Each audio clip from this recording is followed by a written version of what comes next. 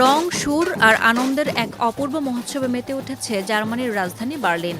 জাঁকজমকপূর্ণ আয়োজনে উদযাপিত হল শহরের ঐতিহ্যবাহী কার্নিভাল ডেল কুলটোরেন বা সংস্কৃতির কার্নিভালের ৩০তম বার্ষিকী।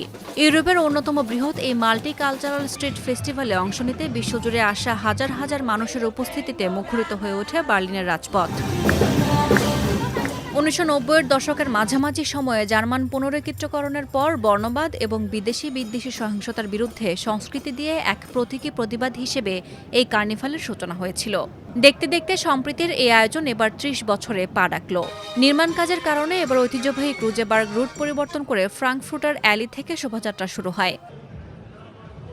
আয়োজকরা জানিয়েছেন, এবারের প্যারেডে বিশ্ব সংস্কৃতির প্রতিনিধিত্বকারী ডজনেরও বেশি সংস্কৃতির দলের প্রায় ৫,০০০-এরও বেশি পারফর্মার অংশ নেন।